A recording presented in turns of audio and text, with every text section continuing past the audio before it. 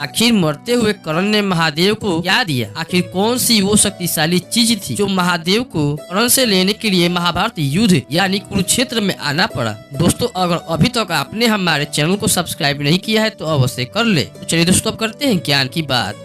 कर्ण अपने विजयधारी धनुष के कारण ही पूरी दुनिया में अजय माने जाते थे, क्योंकि कर्ण के इसी विजय धनुष के कारण ही एक बार भगवान श्री कृष्ण ने अर्जुन से ये तक कहा था कि जब तक कर्ण के हाथ में उसका विजय धनुष रहेगा, अर्थ तब तक तीनों लोगों के योद्धा एक साथ मिलकर भी कर्ण को कभी नहीं हरा सकते। उसके बाद भगवान श्री कृष्ण कर्ण के अंतिम समय में उसकी परीक्षा भी लेने गए थे और दानवीर कर्ण ने अपने अंतिम समय में भी अपने सोने की दांत तोड़कर भगवान श्री कृष्ण को दान में दिए थे। लेकिन आखिर महादेव को कर्ण ने क्या दिया? कर्ण के विजय धनुष के बारे में बहुत सारी ऐसी खूबियां थी जो अर्जुन के गांडीव धनुष में भी नहीं थी, और विजय धनुष का निर्माण स्वयं भगवान विश्वकर्मा जी ने किया था। इसका निर्माण उन्होंने तारकासुर राक्षस के पुत्र की नगरी त्रिपुरा का विनाश करने के लिए किया था।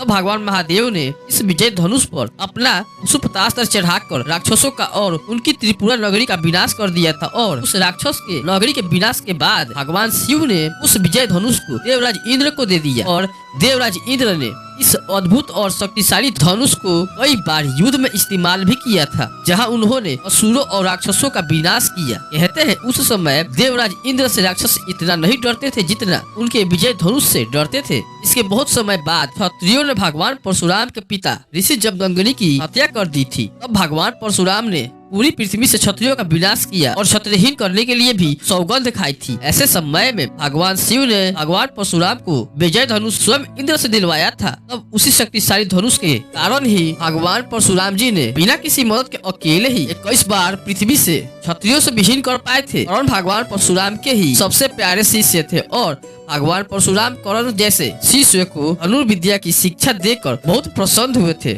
लेकिन कर्ण ने झूठ का सहायता लेकर भगवान परशुराम की यद्यपि हासिल की थी, और उसी कारण भगवान परशुराम ने उन्हें युद्ध के समय पर धनुर्विद्या भूल जाने का श्राप दिया। जब भगवान परशुराम को लगा कि उन्होंने अपने सबसे प्रिय शिष्य को यानी कर्ण को कुछ ज्यादा ही कठोर श्राप दे दिया है, तब उन्होंने कर्ण को दया भावना के साथ दुनिया के सबसे शक्तिशाली धनुष यानी विजय धनुष दिया। लेकिन कर्ण ने उनके पास विजय धनुष होने के बाद भी कभी भी उसका इस्तेमाल ठीक से नहीं किया, क्योंकि कर्ण उसी दिन उस धनुष का इस्तेमाल करना चाहते थे जिस समय रणभूमि में उनके सामने अर्जुन खड़े हो, ताकि वह अर्जुन का वध कर सके। महाभारत में जितने भी युद्ध कर्ण ने लड़े थे उनमें उन्होंने कभी भी विजय धनुष का प्रयोग नहीं किया था। लेकिन जब महाभारत के 17वें दिन कर्ण और अर्जुन दोनों आमने सामने थे और स्वयं कर्ण कौरव के सेनापति थे, तब उस समय उन्होंने विजय धनुष को अपने हाथ में उठाया था, परंतु दुर्भाग्य से उनका रथ का पहिया धरती में धंस गया और वह रथ के पहियों को निकालने के लिए नीचे उतर गए और अपना विजय धनुष वही रथ पर रख दिया। तब भगवान श्री कृष्ण ने